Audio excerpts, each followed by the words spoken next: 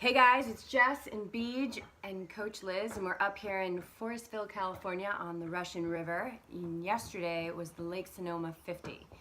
So we are right now in between the Lake Sonoma 50 and the Mendocino 50 coast that will be running next weekend. So Beej is going to do a little interview with us to just flesh out what happened yesterday. What did happen yesterday? Let's start with the question. We got a question about nutrition. Let's start with that. So how was your nutrition? What was your high point and low point? And what is the first thing you did for recovery? So let's start with how was it? So let's talk about overall nutrition. So you're gonna be out there for more than 10 hours. It was warm, exposed, and probably the longest you guys have run ever. So what was your nutrition game like? Liz, yeah. So my plan was to take in a spring energy gel every 20 minutes.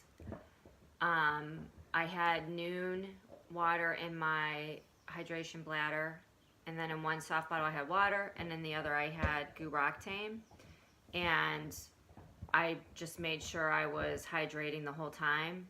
I would drink pretty much whenever I was going uphill, or when I felt like I needed it.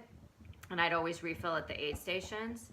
The gel stuff went fine until, I'm not sure when, but I would say after the turnaround I started feeling nauseous.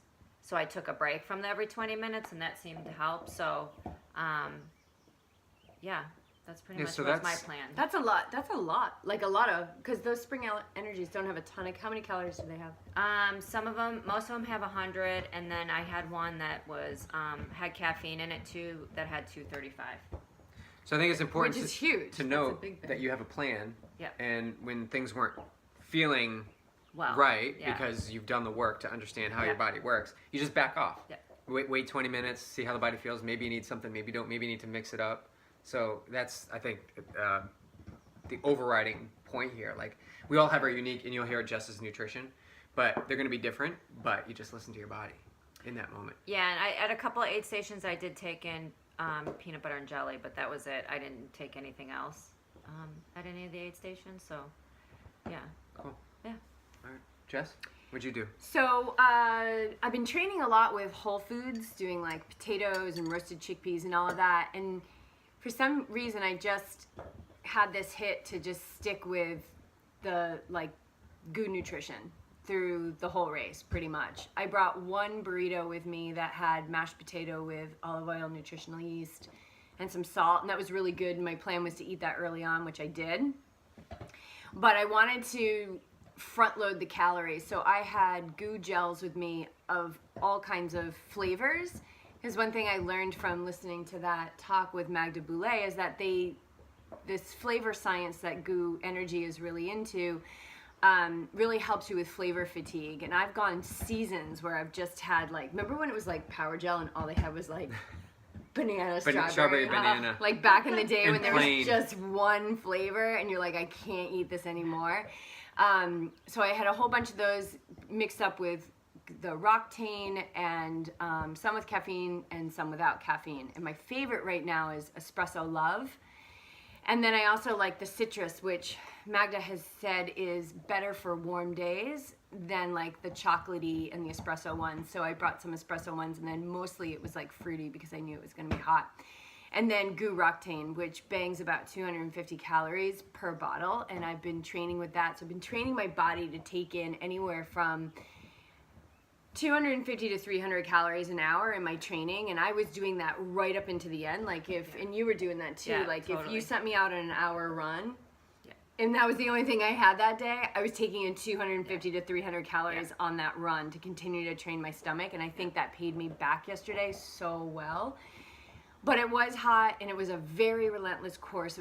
I never dealt with that kind of fatigue before, and it's because it was the longest I had ever gone. Even though I've done Ironman, there was something very, very different about this that made it relatively fatiguing. So I went through probably 10 Goo-Roctane bottles. They had Goo-Roctane on the course, which was amazing. Yeah. So I was able to fill up, move through the aid stations really, really quick. And I found that that's what I ended up doing mostly, especially in the second half of the race. So at the turnaround point, it was GU Roctane, and then maybe I took like 3 gels in that last 25 miles.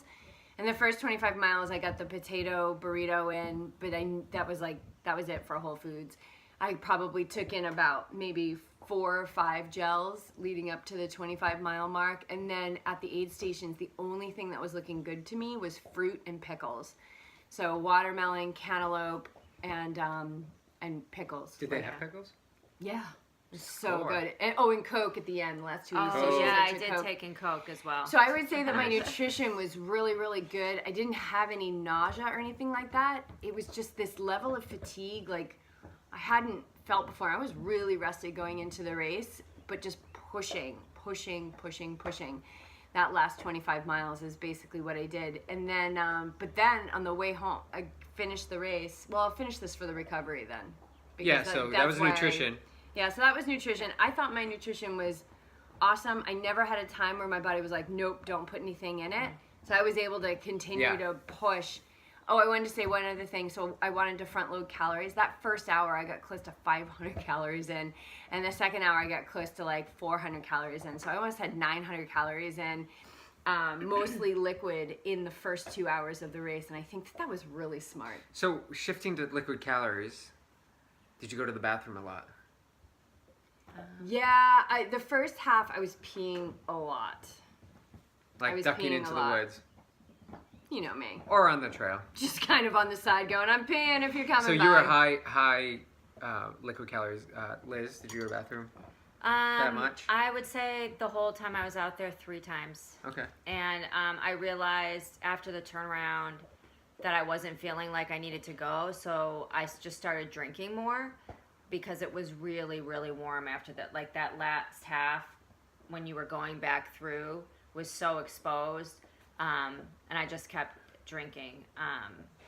My big thing is I'm still working on nutrition and why I'm feeling nauseous after like the 7-hour mark. So it's a work in progress for me. Always a work in progress. Yeah. Gathering information. So I probably went to the bathroom like 5 times on the way to the turnaround point, and then maybe twice on the way back. Yeah. But that's typical So- for me. And also moving to liquid calories, you're getting more liquid. And I had to obviously, in, so pee you're at gonna the go end to of the bathroom more. race. And I took my nutrition to the end. Like I took it in the last couple of miles, and that's something that I found to be a really smart thing to do. All right. So, what was the high point? Liz, high point. The high point was just my whole part of the race was just being out there, and the views were amazing, and being able to see all the elite runners come by me and be able to, we were all cheering each other on. That's cool. Yeah, I just loved being out there. And seeing, when I got to see BJ and Clark at mile, like past the aid station at like around mile 18, and then on the way back out, yeah, and the volunteers were awesome. I don't know, I loved it. The whole experience. Yeah, it was, yeah. Even though it was relentless, it was, being out there from Boston, so I haven't been on trails like that in a while, so it was, yeah, it was great. Jess, high point.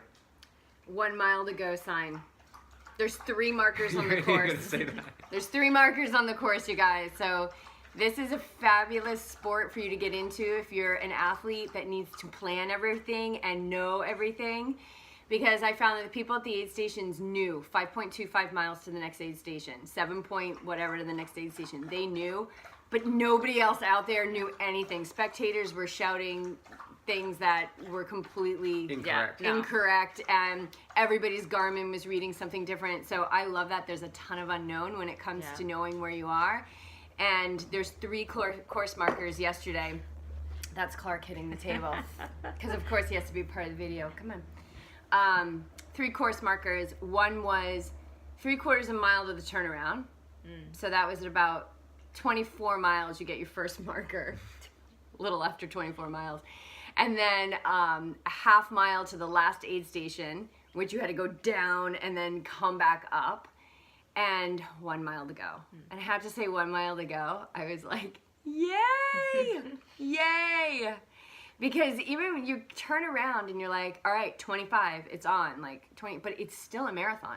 And then when you get through to the last like big aid station, you have 11 and a half miles to go, and you're like, all right, cool. But that's still a good run. Like I remember getting to 35 miles and I was like, okay, I've got 15 to go. And I'm like, but that's still a good run. You would like go if you run go out 15 miles is and a there's long still run. climbing involved. So it's Yeah. it's a relentless course. So 1 mile to go was definitely something that I was pretty excited to see. All right, low point. You go first. I didn't have a low point. Or lowest of the high points. Well, I had training my mind has been the single most important thing that I've done for my performance. And the whole like first 25 miles, there was just no thought. I was fully, I noticed it. I was like, my mind was just resting in the experience, which is something that is available to everyone.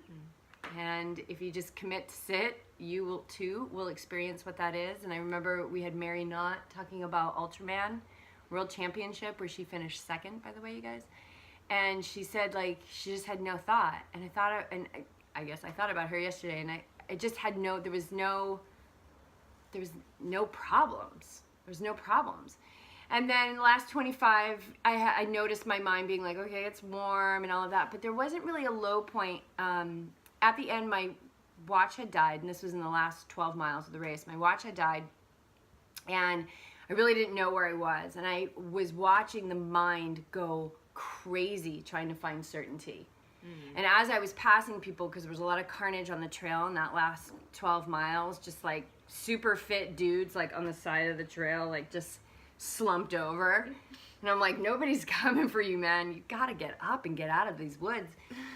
And I would hear the mind go, ask them how long you have until the next station. Just know like how much longer are we gonna be out here? Because I had another watch that just had a timer on it. I didn't even know what time of day it was. And I was like, no, I was having this internal dialogue, like, no, I'm going to win this one. I'm not going to give it over to the mind. And every time we do that, every time we don't give in to those needy impulses of the mind, like we get a win. And when we get wins, we'll have more and more opportunities where the mind will rest into the experience that you're having. So that was really incessant and kind of a pain in the ass.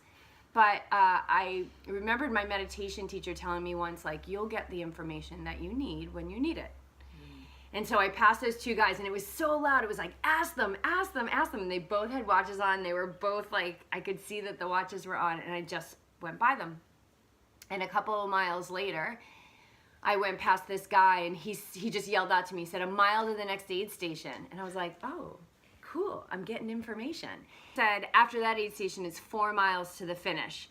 And I was like, oh my God, that's so amazing. I just got provided that information. And so it's like, if you can just practice being the master of your mind, you're gonna get what you need with a lot less neediness and desperation. So I would say if there was a low point, I really didn't have a low point, but that was something where I had to stand up to the and had that battle with the mind a little bit.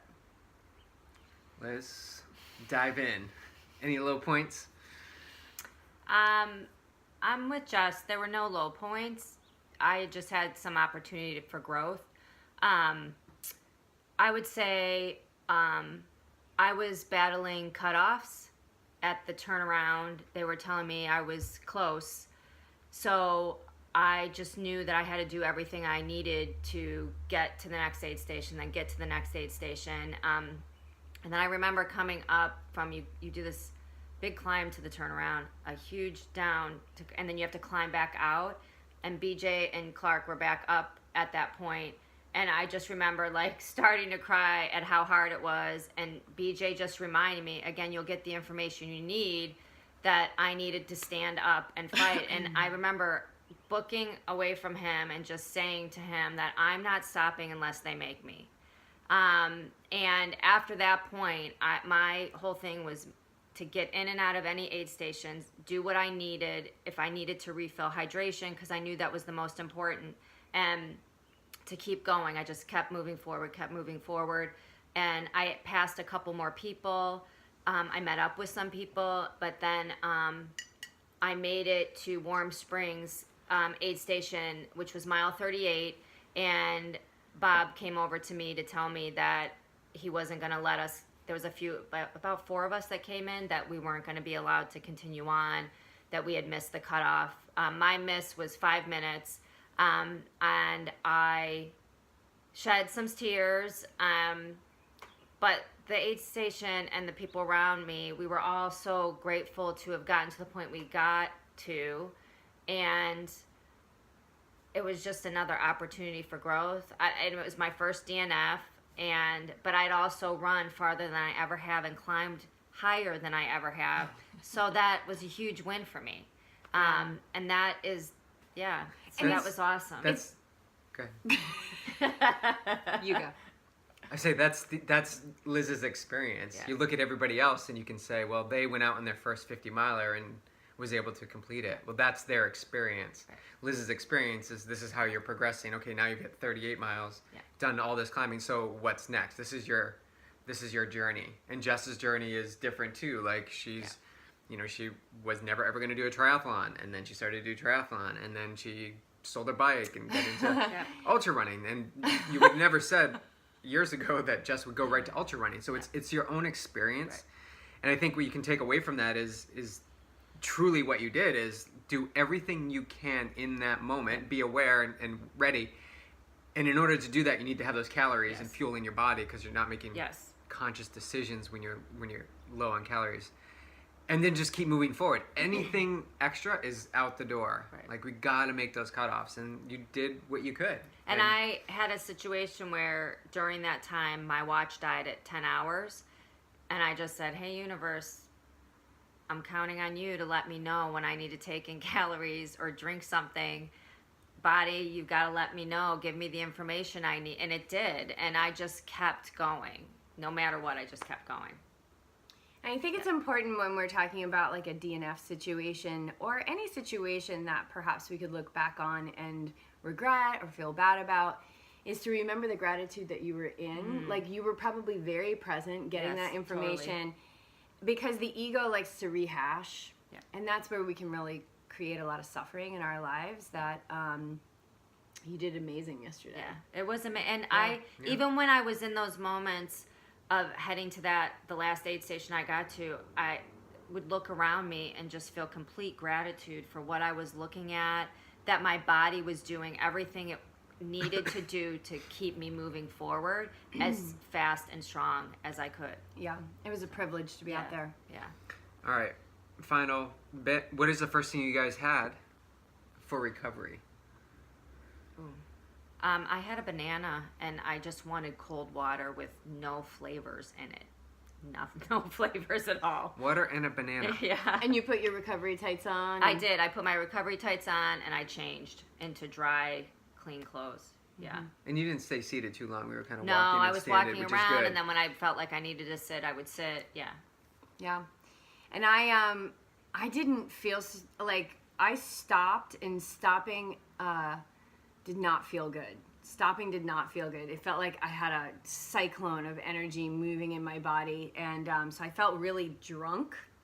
Like, it's been a long, that's exactly how I felt, was like drunk on goo rock I was totally wasted. And I felt totally wasted. I was like, I forgot what it was like to be drunk. And like, I was kind of stumbling a little bit for a while. Like, my equilibrium was just way off. And so, but I knew I needed to eat. So they didn't have anything vegan there that you would see right away.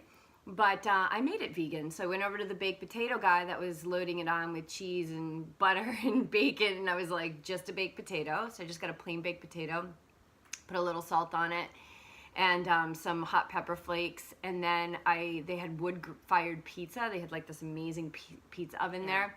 And I just got a pizza with tomato sauce and mushrooms on it. So I knew I needed to eat. At that point, my stomach didn't feel bad, but I ate it in the car, and it's a little bit of a windy road through wine country home, and I got sick. Like, it was pull the car over, and total flow, though. Even in like the throw up situation, It was like there was no place to pull a car over, and I was like, "You gotta pull the car over," and then boom, there was a place to pull the car over. Yeah. And so I got really sick, and but then I felt better. Came home, and I was just tired. I've never been like this after a race. Even Ironman, I've always been able to eat and take a shower and kind of converse. And I went into the shower, took a shower, walked into the bedroom, never ate, and fell right to sleep. And woke up this morning feeling like pretty rested.